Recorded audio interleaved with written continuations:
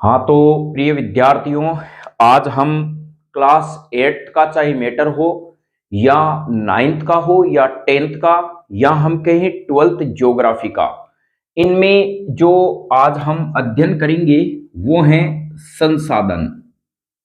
संसाधन क्या होते हैं इनके बारे में जानेंगे कि संसाधन क्या है। तो चलिए इनके बारे में देखते हैं संसाधन क्या है। तो देखिए, सबसे पहले संसाधन क्या होते हैं। वे वस्तुएं जो मानव की आर्थिक, सामाजिक, राजनीतिक व सांस्कृतिक आवश्यकताओं को पूरा करती है, वे संसाधन कहते हैं। संसाधन की परिभाषा इस प्रकार से लिख सकते हैं, वे वस्तुएं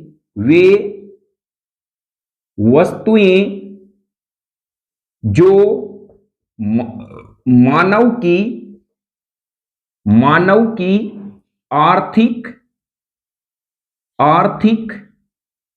कोमा सामाजिक, राजनीतिक व सांस्कृतिक आवश्यकताओं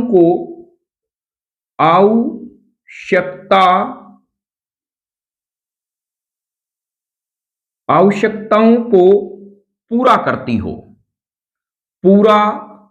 हो। तो यह तमाम वस्तुएं क्या कहलाती हैं? संसाधन कहलाती है।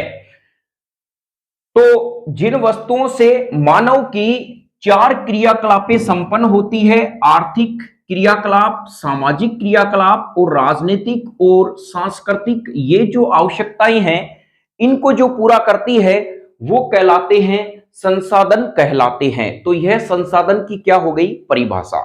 अब देखिए, संसाधन का वर्गीकरण यदि हम देखते हैं क्लास 8 के अनुसार एनसीईआरटी बेस पर, तो पहले आप इसको नोट डाउन कर ले या इसका स्क्रीनशॉट ले लें। फिर हम लिखते हैं संसाधन का वर्गीकरण। तो प्यारे बच्चों, संसाधन का वर्गीकरण, नेक्स्ट हमारा जो पॉइंट है वो है संसाधन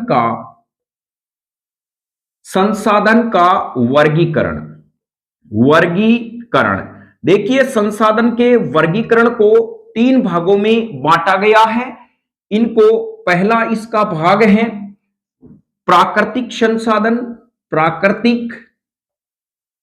संसाधन इसको कहते हैं। प्राकृतिक संसाधन यानी नेचुरल रिसोर्सेज इसको कहा जाता है। दूसरा होता है मानव निर्मित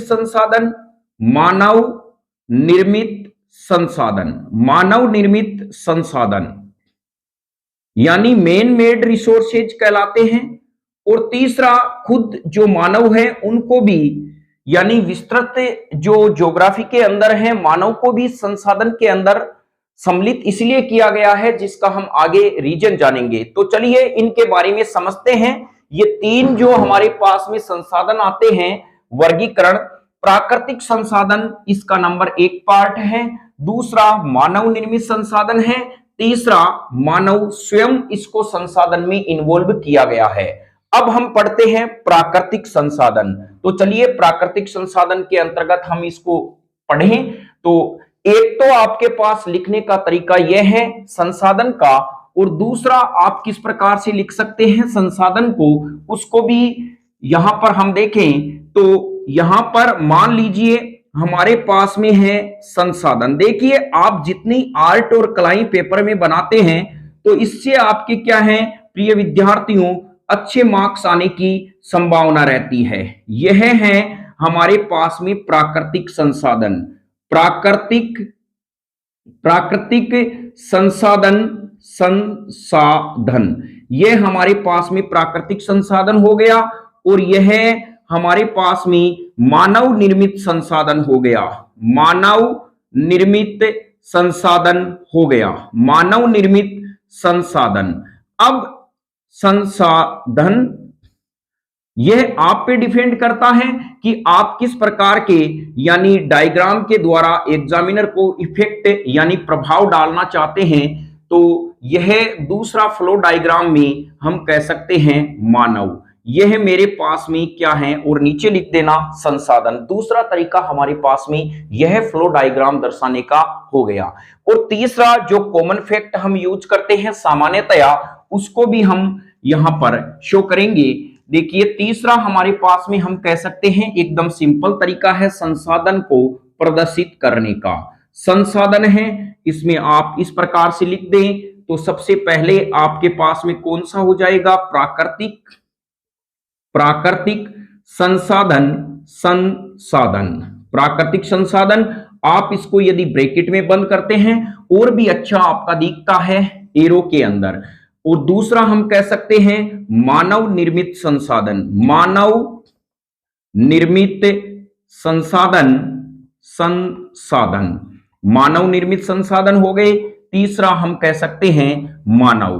तो यदि हम नोट्स इस प्रकार से एग्जाम में लिखते हैं तो सबसे पहली बात, एक तो क्रिएटिविटी के हमें एक्स्ट्रा नंबर मिलते हैं, एग्जामिनर को कॉपी चेक करने में भी कोई दिक्कत नहीं होती। और यह भी ध्यान रखें जब भी आप ये बॉक्स बनाएं, यानी बॉक्स जब भी बनाते हैं तो ब्लैक पेन से बनाएं। आप एग्जाम में ब्लू और ब्लैक पेन जितना यूज करेंगे आपके मार्क्स उतने ही अधिक और यानी अच्छे आने की उम्मीद रहती है। तो मैं उम्मीद करता हूं संसाधन के बारे में आपने वर्गीकरण के बारे में जाना। अब हम इनके एक एक के बारे में देखते हैं कि आखिर प्राकृतिक संसाधन होते क्या हैं और मानव निर्मित संसाधन क्या होते हैं। तो चलिए सबसे पहले हमारे पास में हम लिखते हैं प्राकृतिक संसाधन। प्राकृतिक संसाधन के बारे में देखते हैं। प्राकृतिक संसाधन, तो प्रिय विद्यार्थियों प्राकृतिक संसाधन है क्या? देखिए नाम ही बता रहा है, वे संसाधन जो प्रकृति द्वारा प्राप्त होते हैं, जिनका हम किसी बिना बदलाव के उपयोग करते हैं। तो चलिए इनके बारे में लिखते हैं। ऐसे संसाधन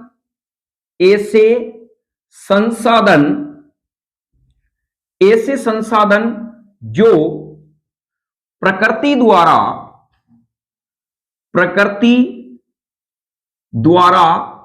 प्राप्त होते हैं, प्रकृति द्वारा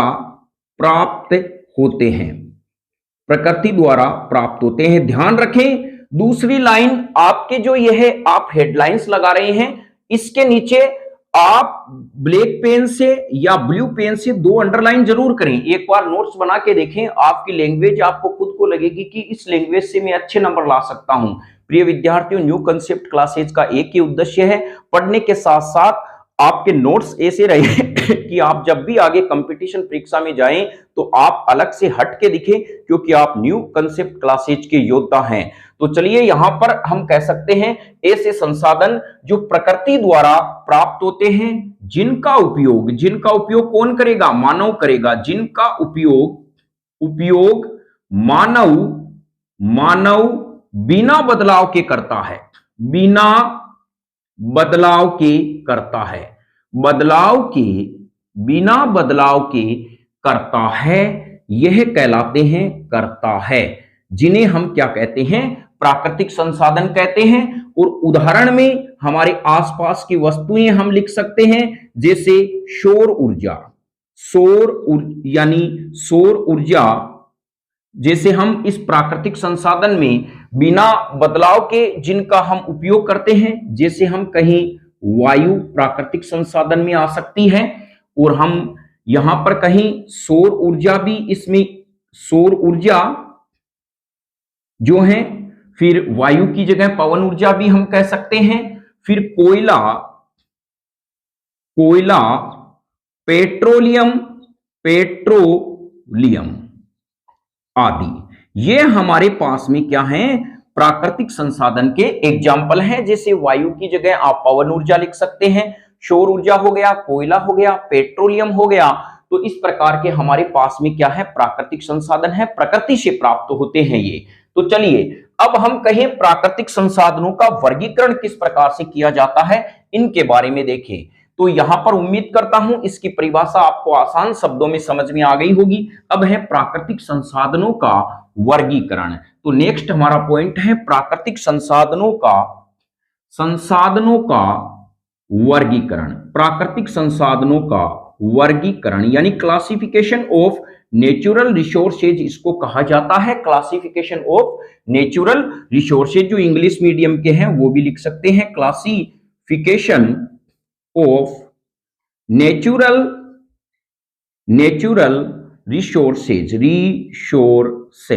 रिसोर्सेज इसको कहा जाता है, यानी संसाधनों को रिसोर्सेज कहते हैं। और नेचुरल और ऑफ प्रीपोजिशन हो गया तो क्लासिफिकेशन ऑफ नेचुरल रिसोर्सेज। चलिए इनमें क्या क्या आते हैं, तो देखिए प्राकृतिक संसाधनों का वर्गीकरण है। सबसे पहले हम करते हैं विकास के आधार पे, तो इसमें सबसे पहला हमारा पॉइंट आएगा विकास के आधार पे। विकास के आधार पर यानी on the basis of development. On the basis of development, विकास के आधार पर प्रिय विद्यार्थियों ये दो प्रकार के होते हैं। अब देखिए कौन कौन सी होंगे। एक तो वह वाला हमारे पास में आएगा वास्तविक आएगा, और एक सह वाला आएगा संभाव्य। कितना सरल है। विकास के आधार पे कह रहे हैं कि विकास के आधार पे प्राकृतिक संसाधनों के नाम लिखो, तो आपको तो बहुत इजी प्रश्न पड़ गया। वह का मतलब वास्तविक, सह का मतलब संभाव्य। तो चलिए यहां पे हम लिख देते हैं। यहां पे हम लिखेंगे वास्तविक, और यहां पर फिर हमारे पास में आ जाएगा वास्तविक प्राकृतिक संसाधन,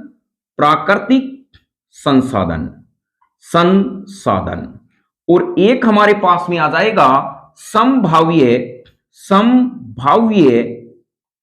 प्राकृतिक संसाधन। यह हमारे पास में दो प्रकार के, प्रिय मित्रों, दो प्रकार के संसाधन आ गए, प्राकृतिक यानी वास्तविक संसाधन और संभाव्य संसाधन। चलिए दूसरा देखते हैं। दूसरा है उद्गम या उत्पत्ति के आधार पर। उद्गम या उत्पत्ति के आधार पर इन संसाधनों का वर्गीकरण। आगे इसमें इस प्रकार से उद्गम या उत्पत्ति के आधार पे इनका वर्गीकरण दो प्रकार से करते हैं। देखिए, यानी इनकी उत्पत्ति कैसे हुई, क्या ये सजीव हैं या निर्जीव हैं, दो भागों में हम कह सकते हैं। देखिए, ऊ का मतलब हम ले सकते हैं ऊंदरा। क्या ले सकते हैं? ऊंदरा बताओ सजीव है या निर्जीव है? सजीव है ना। तो दूसरा, एक तो सजीव हो गया, एक हम कहेंगे दूसरा क्या होता है, इसका विलोम शब्द ऑब्जेक्ट होता है, यानी निर्जीव। तो हम कह सकते हैं यहां पर, यानी सजीव के आधार पर जैव संसाधन। तो प्राकृतिक संसाधन भी आप लगा सकते हैं या शॉर्ट में जैव संसाधन। दूसरा हमारे पास में हो जाएगा अजैव संसाधन। यह हमारे पास में क्या हो जाएगा, दो प्रकार के संसाधन हो गए, एक जैव संसाधन प्रिय मित्रों, एक अजैव संसाधन। फिर हम इनके बारे में डिटेल से पढ़ेंगे, पहले हम इनके वर्गीकरण को जान लेते हैं। तीसरा हमारे पास में आ जाता है वितरण के आधार पर। तो चलिए यहां पर आप इनका स्क्रीनशॉट भी ले लें या नोट्स के साथ में भी लिखते रहें। तीसरा हमारे पास में आ जाएगा वितरण के आधार पर। तो चलिए इसको समझते हैं। तीसरा हमारे पास में है वितरण के आधार पर, यानी on the basis of distribution. इसके आधार पर इनका वर्गीकरण किस प्रकार से करेंगे, आ जाएगा एक तो सर्वव्यापक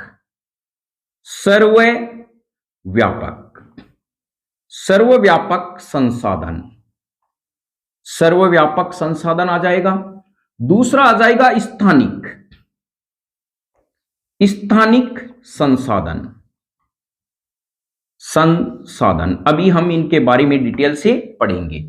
चौथा हमारे पास में आता है नवीकरण के आधार पर। देखिए, सबसे पहले हम इस लाइन को पढ़ते हैं। ये बहुत बार हमारी परीक्षा में भी आता है, नवीकरणीय संसाधन और अनवीकरणीय संसाधन क्या है। तो देखिए, नवीकरण का मतलब है, नव्य का मतलब होता है नया, करण का मतलब होता है बनाना। क्या हम संसाधन को बना सकते हैं या नहीं बना सकते? आप बताइए, कोयला क्या आप बना सकते हो? आप कहोगे हम कैसे बना सकते हैं, तो प्रकृति का वरदान है, प्रकृति के साथ छेड़छाड़ जब हम करेंगे तो पृथ्वी में विनाश आना तय है। तो कोयले को हम नहीं बना सकते, यह तो जीवों के अवशेष से बनता है, स्वतः बनता है। पेट्रोलियम को हम नहीं बना सकते, प्राकृतिक गैस को हम नहीं बना सकते। हम बना सकते हैं सूर्य के द्वारा जो ऊर्जा आती है उनको हम कन्वर्ट कर सकते हैं, तो सौर ऊर्जा। और हम क्या बना सकते हैं प्यारे बच्चों, हम बना सकते हैं पवन ऊर्जा को, यानी जो वायु बह रही है पवन चक्की की सहायता से उसे ऊर्जा में बदला जा सकता है, तो वो पवन ऊर्जा। तो देखिए इनको दो भागों में आगे बांटा गया है बनाने के आधार पे। तो इनके दो भाग इस प्रकार से हम कह सकते हैं, एक तो होता है नवीकरणीय, नवीकरणीय संसाधन,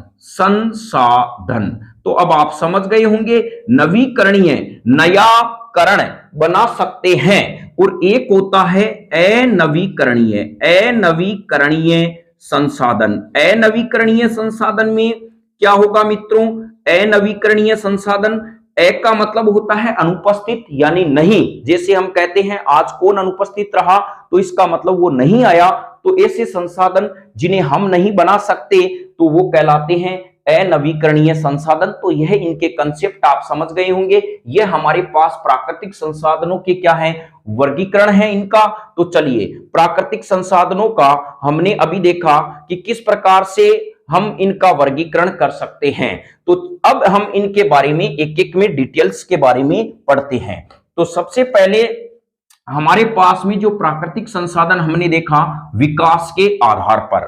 तो सबसे पहला अब हम पॉइंट लगाएंगे यह लिखने के बाद, नंबर 1 विकास के आधार पर, विकास के आधार पर, विकास के आधार पर, विकास के आधार पर। देखिए आपकी भी हैंडराइटिंग अच्छी हो सकती है, आप अपने पेन को जितना नीचे से पकड़ेंगे और फोर्स लगाएंगे इस अंगुली से, तो आपका जो है वो हैंडराइटिंग अच्छी हो सकती है। दूसरा हैंडराइटिंग प्रूफ करने का यही तरीका है, जो आपकी स्लेट होती है उस पर आप बरते से बार बार लिखें और ध्यान रखें कोशिश करने वाले को अक्सर कामयाबी मिलती है। यह भी न्यू कंसेप्ट क्लासेज आपको तमाम फैक्ट देगा सफलता में किस प्रकार से हम दुनिया में शोर मचाएं। और दूसरा, आप आंसर को ना तो ज्यादा बड़ा लिखें ना ज्यादा छोटा लिखें। तो यह माना जाता है जो लोग अक्सर आंसर को छोटा लिखते हैं वो उतने ही कंजूस प्रवृत्ति के होते हैं, और जो जितना बड़ा और लापरवाही से लिखते हैं ऐसे लोग फिजूल खर्ची के लोग होते हैं। तो हमें मध्यम कैटेगरी में आना है, आंसर को ना तो छोटा लिखना है ना बड़ा लिखना है, मीडियम साइज का और बराबर शेप में रखना है। देखिए यहां पर इनके और इन आंसर के बीच में समान दूरी आ रही है, इनके और इनके बीच में समान दूरी आ रही है, इनके और इनके। जब भी आप किसी दो आंसर के बीच में यदि गैप देना चाहते हैं, उनके बाद इनमें डिस्टेंस का भी ध्यान रखें। यह तभी होगा जब आप स्लेट और बरते का प्रयोग करोगे। तो चलिए विकास के आधार पे हम देखते हैं। तो पहला हमारा विकास के आधार पे जो वर्गीकरण है अभी मैंने बताया था, सबसे पहला होता है हमारा व्यय के आधार पे, हमने बताया था नंबर 1 वास्तविक संसाधन, वास्तविक संसाधन। देखिए प्रिय मित्रों, ये वास्तविक संसाधन है क्या, यानी ऐसे संसाधन जो, देखिए वास्तविक का मतलब होता है जो चीज वहां पे है वही वास्तविक है, काल्पनिक नहीं है। जैसे मैं कह रहा हूं मेरे पास मार्कर है, आपको दिखाई दे रहा है, ये वास्तव में ही है। अभी मैं कहूंगा मेरे पास मिसाइल है, आप कहोगे कहां है, मिसाइल है ही नहीं। ये अनुमान लगा रहा हूं मैं, क्योंकि पढ़ने के दम पर ज्ञान के क्षेत्र से हम नई टेक्नोलॉजी का आविष्कार कर सकते हैं, वो भविष्य में कर सकते हैं, वो बातें बता रहा हूं आपको भविष्य की। तो देखिए वास्तविक संसाधन का मतलब होता है हम कहीं ऐसे संसाधन जो ऐसे संसाधन जो ज्ञात हो, जिनकी ऐसे संसाधन जिनकी मात्रा ज्ञात हो तथा वर्तमान में जिनका उपयोग किया जा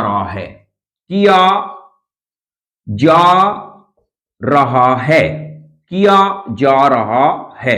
यह क्या कहलाते हैं? वास्तविक। आगे इनके लिखने की जरूरत नहीं है, इन्हें वास्तविक संसाधन कहते हैं। वास्तविक संसाधन तो हमने हेडिंग लाइन में ही लगा दिया। फिर हैं ऐसे संसाधन जिनकी मात्रा ज्ञात हो तथा वर्तमान में जिनका उपयोग किया जा रहा है। उदाहरण के लिए हम क्या कह सकते हैं? उदाहरण में कह सकते हैं जर्मनी में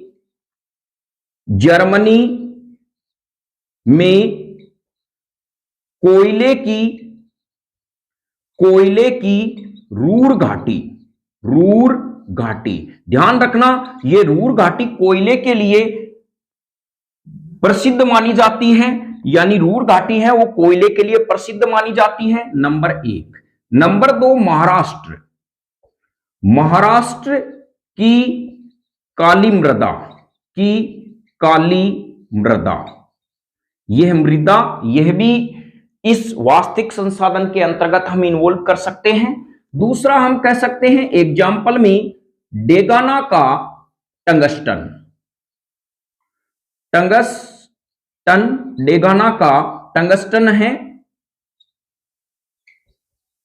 डेगाना का टंगस्टन। देखिए इसका विद्युत बल्ब में इसका हम प्रयोग कर रहे हैं। और हम कह सकते हैं पश्चिम एशिया में तेल, पश्चिमी एशिया के तेल। तो यहां पर इनके हम एग्जाम्पल लिख सकते हैं। एग्जाम्पल हमने उन्हीं को इन्वॉल्व किया है जो हमारी एनसीईआरटी के अंदर इनको दर्शाया गया है। तो चलिए वास्तविक संसाधन के अंतर्गत आप समझ गए। अब नेक्स्ट लिखते हैं यानी संभाव्य संसाधन। तो उम्मीद करता हूं यह वीडियो आपको अच्छा लग रहा है। तो इनको आप नोट्स बनाकर अच्छे से 2-3 बार नोटबुक में लिखें और जब तक आप अभ्यास करते रहें रफ में, तब तक आपको मुक्त जबानी और आपको लिखने की शैली नहीं आ जाती। और एक ध्यान रखें, आप पढ़ते रहेंगे लिखेंगे नहीं हाथ से, तब तक आपका कोई भी कंसेप्ट है वो क्लियर नहीं होगा। नेक्स्ट दूसरे टाइप का इसका संसाधन आता है, बी में हम कह सकते हैं संभाव्य संसाधन। संभाव्य संसाधन में क्या कह सकते हैं? ऐसे संसाधन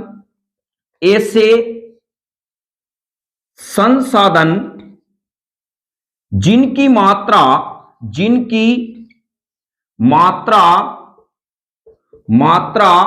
वर्तमान में ज्ञात ना हो,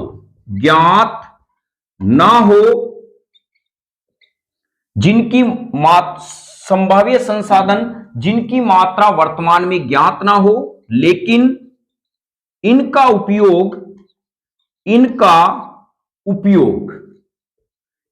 उपयोग भविष्य में कर सकते हैं,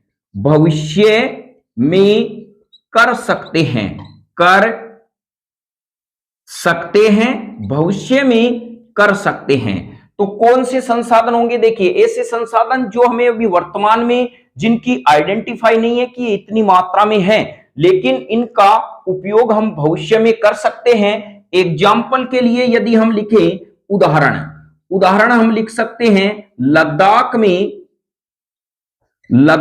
में पाया जाने वाला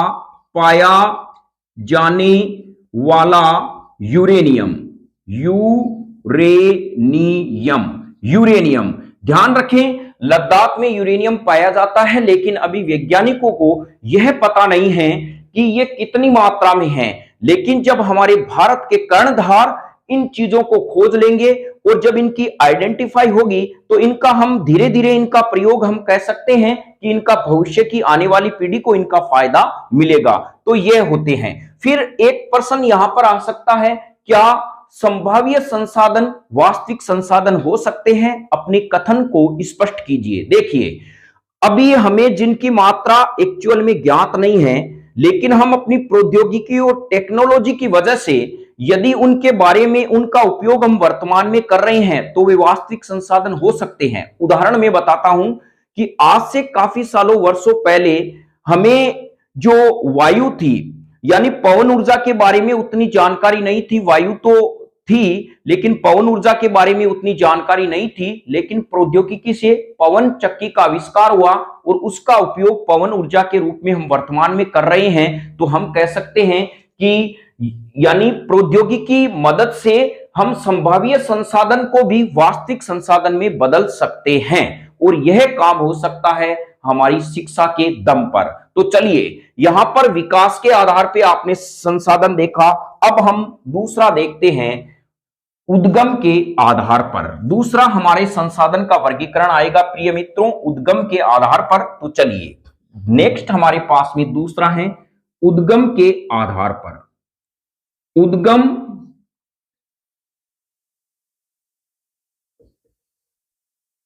के आधार पर, उद्गम के आधार पर, या हम कह सकते हैं उत्पत्ति। उद्गम कहीं या उत्पत्ति कहीं, उत्पत्ति के आधार पर यानी ओरिजिन के आधार पर, on the basis of origin. उत्पत्ति के आधार पर हम कह सकते हैं नंबर एक जो हमारे पास में है वो है जैव संसाधन। जैव संसाधन, संसाधन, देखिए कितनी सरल परिभाषा है।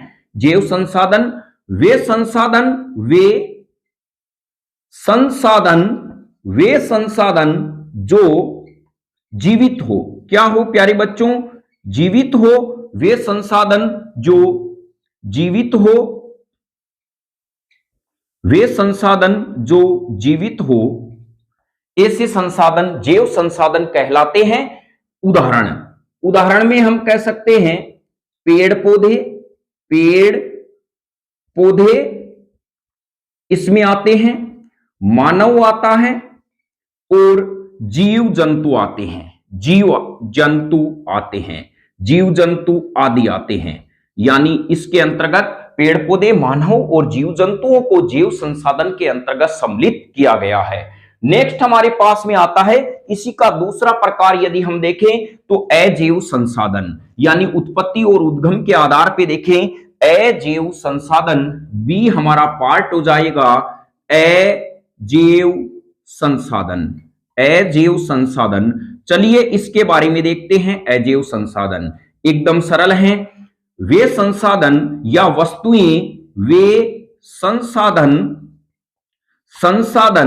और संसाधन की जगह आप वस्तुएं भी लिख सकते हैं, लेकिन इसके हिसाब से हम संसाधन लिखेंगे वे संसाधन जो निर्जीव हो। क्या हो प्यारे बच्चों? निर्जीव हो। तो बताइए निर्जीव क्या होते हैं? उदाहरण हम कह सकते हैं, उदाहरण में वायु निर्जीव होती है, जल निर्जीव होता है, मृदा निर्जीव होती है और प्रकाश, सूर्य का प्रकाश, यह सभी तमाम क्या कहलाते हैं? तो हम कह सकते हैं कोयला भी निर्जीव होता है, कोयला, पेट्रोलियम, यह हमारे पास में निर्जीव संसाधन में आते हैं। तो यहां पर आप समझ गए होंगे ऐसे संसाधन जो निर्जीव होते हैं वो अजैव संसाधन कहलाते हैं, यानी नॉन बायोलॉजिकल रिसोर्सेज इन्हें कहा जाता है। तो चलिए अब नेक्स्ट हम देखते हैं हमारे पास में तीसरा कौन सा संसाधन आता है। तो हम कहेंगे तीसरा हमारे पास में संसाधन है वितरण के आधार पर। वितरण के आधार पर तीसरा हमारे पास में है वितरण के आधार पर। वितरण के आधार पर यानी on the basis of distribution, वितरण के आधार पे। सबसे पहला सर्वव्यापी संसाधन। सर्वव्यापी संसाधन में क्या आएगा? ऐसे संसाधन जो सब जगह पर पाए जाते हैं, ऐसे संसाधन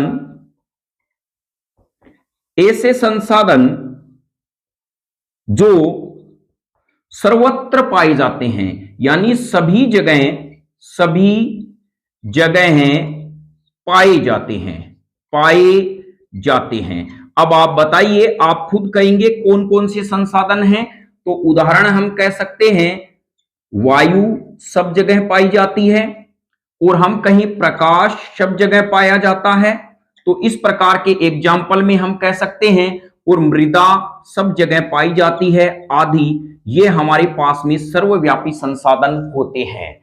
फिर हम कहें कि स्थानिक संसाधन क्या होते हैं। तो चलिए नेक्स्ट इसके बारे में देखें। वितरण के आधार पे जो संसाधन हमारे पास में आते हैं वो हैं नंबर बी, यानी स्थानिक स्थानिक संसाधन। स्थानिक संसाधन में क्या आते हैं? यानी ऐसे संसाधन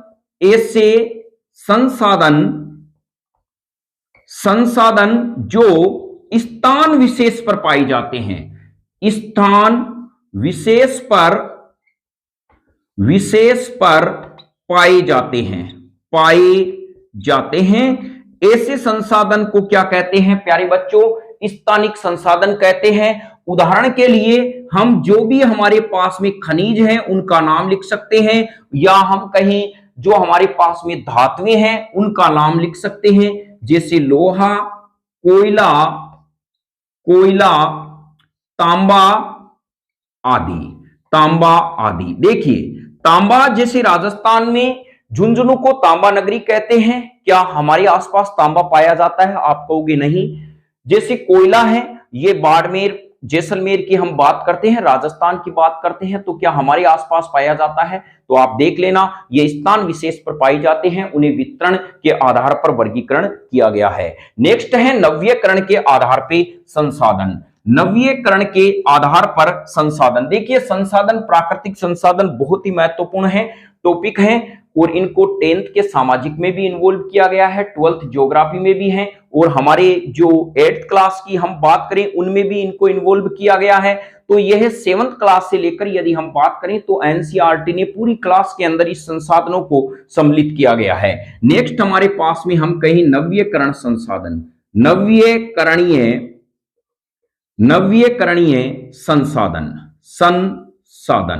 नवीकरणीय संसाधन क्या होते हैं? तो देखिए, हम कहीं नवीकरणीय संसाधन, इसका एक भाग है नवीकरणीय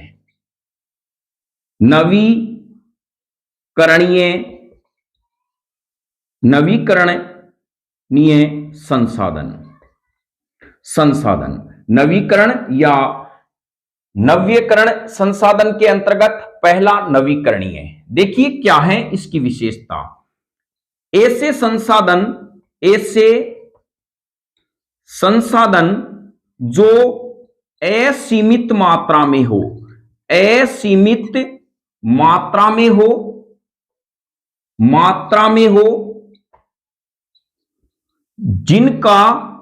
जिनका उपयोग बार बार कर सकते हैं, बार करने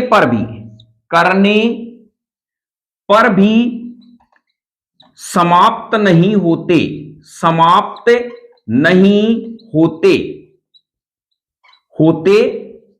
तथा इन्हें एक बार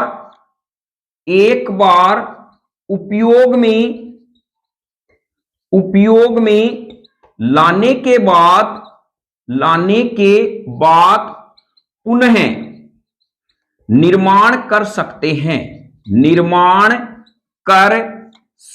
हैं। तो यहां पर आप इन परिभाषा को ध्यान से देखें। यह संसाधन असीमित मात्रा में होते हैं, जिनका उपयोग हम बार बार कर सकते हैं, करने पर भी ये समाप्त नहीं होते तथा इनमें एक बार उपयोग में लाने के बाद पुनः निर्माण कर सकते हैं, और पुनः जब इनका निर्माण होता है तो ये नवीकरणीय संसाधन कहलाते हैं। उदाहरण में हम क्या कह सकते हैं? सूर्य का प्रकाश असीमित मात्रा में है, वायु भी असीमित मात्रा में है, तो इसका उदाहरण हो जाएगा सौर ऊर्जा।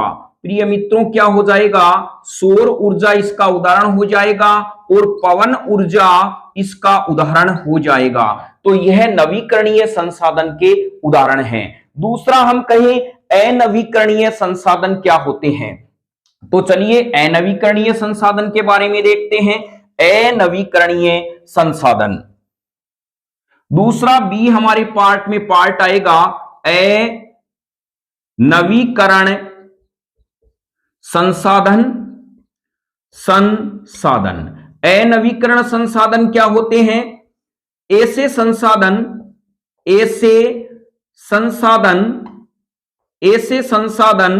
जो सीमित मात्रा में हो। क्या हो? सीमित मात्रा में हो जिनके लगातार उपयोग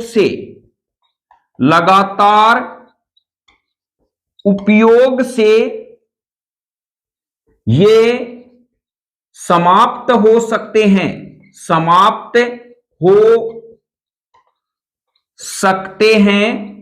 क्योंकि इनका पुनः निर्माण नहीं किया जा सकता, पुनः निर्माण नहीं कर सकते।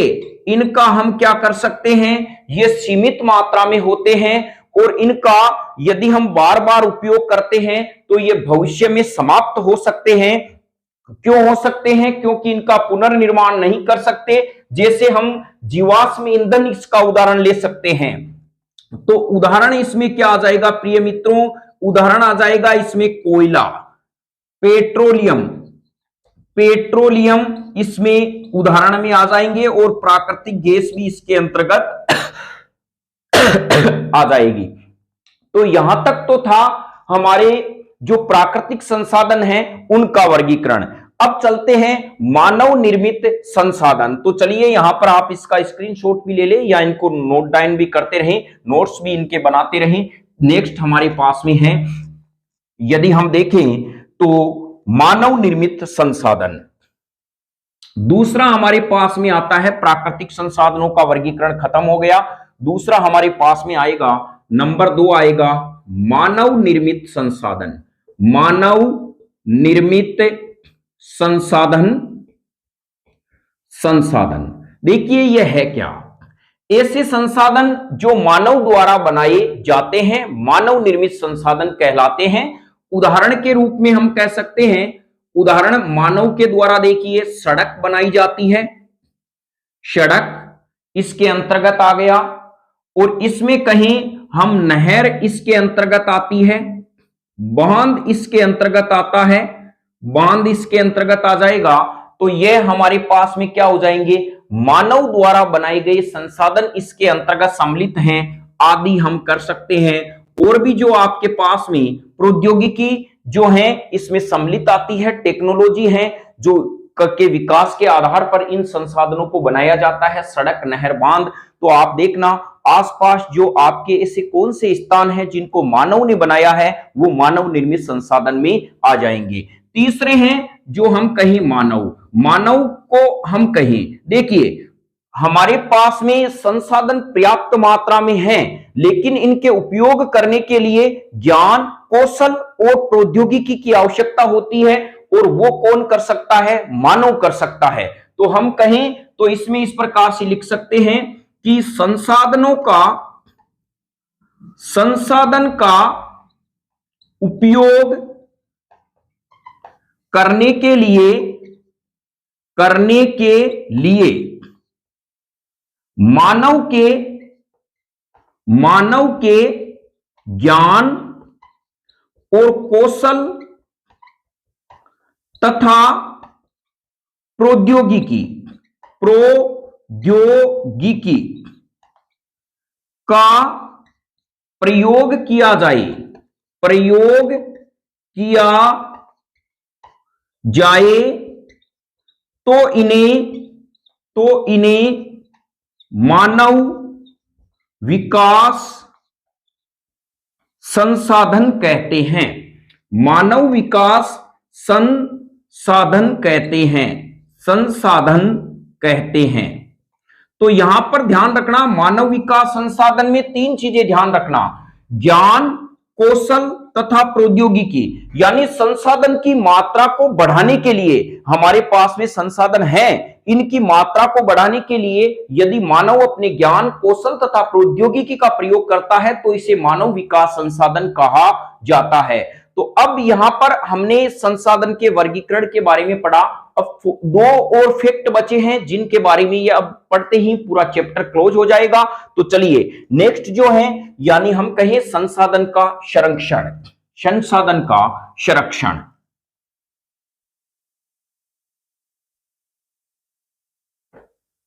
तो हम कहें संसाधन का संरक्षण क्या होता है? संसाधन का संरक्षण संरक्षण, संसाधन का संरक्षण अपने आप में एक सरल परिभाषा है। संसाधन को समाप्त होने से बचाना संसाधन का संरक्षण कहलाता है। तो हम कहीं संसाधन को समाप्त होने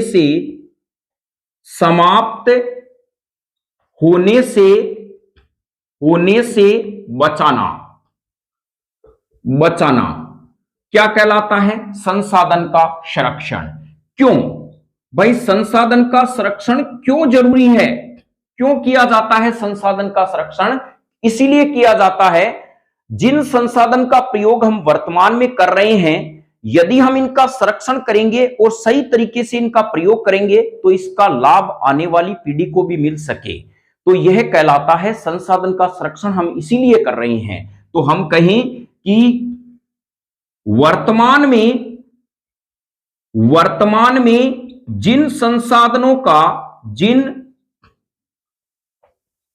संसाधन का लाभ हम ले रहे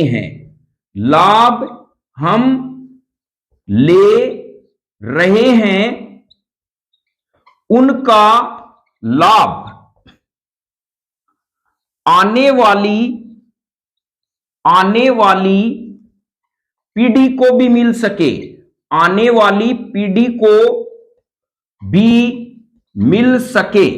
मिल सके। इसीलिए हमें संसाधन का संरक्षण करना जरूरी है। क्योंकि जैसे कोयला है, मान लीजिए हमने पूरा का पूरा कोयला इसी वर्तमान में खत्म कर दिया, तो आने वाली पीढ़ी को भी तो कोयले की जरूरत पड़ेगी। तो हमें कोयले के लिए ऐसे विकल्प हमें तैयार करने हैं और कोयले की नई नई खदानों को हमें खोजना है और हमें लोगों को जागरूक करना है कि कोयले को किस प्रकार से बचाया जाए। इसके लिए एक ही है, कोयले की जगह यदि हमें नए विकल्प को तलाश करें। तो चलिए यहां पर आप समझ गए होंगे कि संसाधन का संरक्षण क्यों जरूरी है। अब आता है यहां पर जो नेक्स्ट हमारे पास में हम पढ़ेंगे वो बिंदु हैं सतत पोषणीय विकास। सतत पोषणीय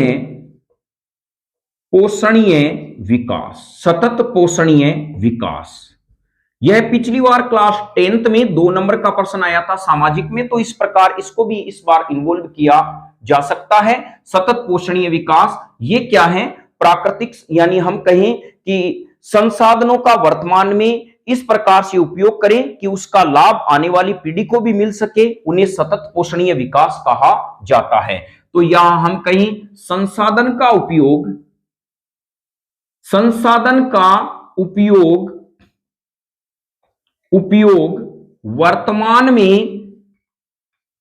वर्तमान में इस प्रकार से करें कि इनका लाभ आने वाली पीढ़ी